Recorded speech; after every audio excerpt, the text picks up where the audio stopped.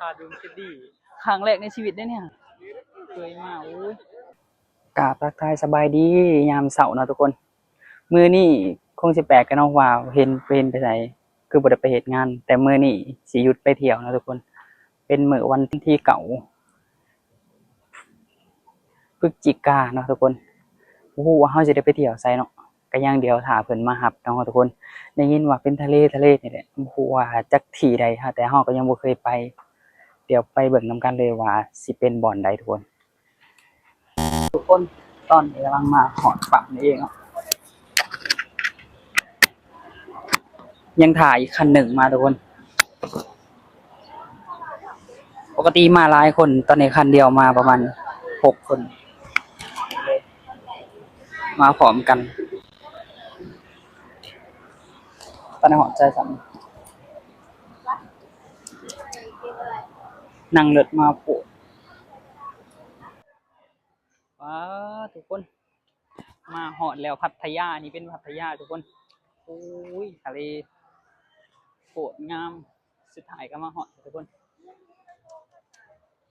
ว้า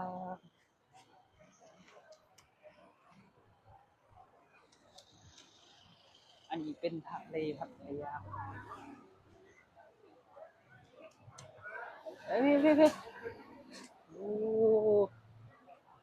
โคตรงามเลยทุกคนคนกระไรแห้งกันดิ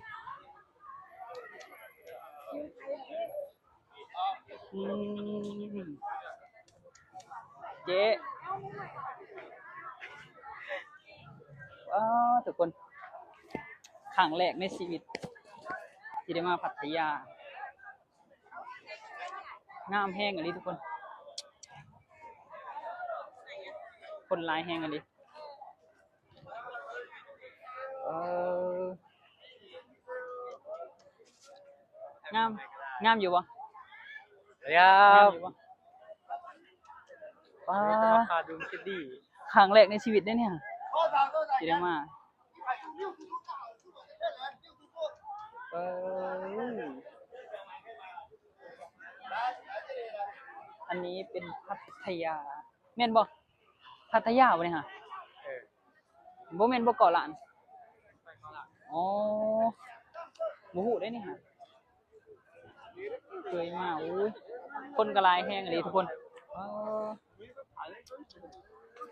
งามก็งามแฮงอะดิคนโหดหลายเลยมีแต่ต่างชาติทุกคนส่วนหลายนักท่องเที่ยวต่างชาติมาหลาย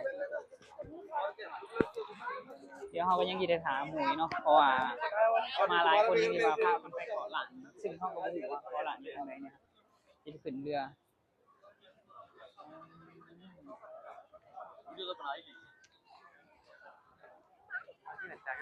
ฮะเป็นตาโอ้ใส่ไม่ได้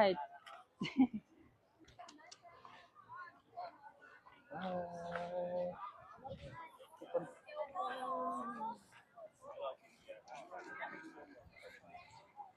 มอนาเสืออันนี้เป็นพัทยาโคตรงามเลย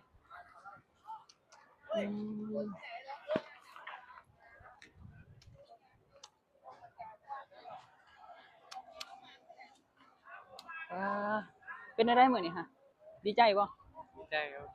ครั้งแรกในชีวิตเนาะมาเที่ยวทะเลทะเลอันนี้คือทะเลพัทยา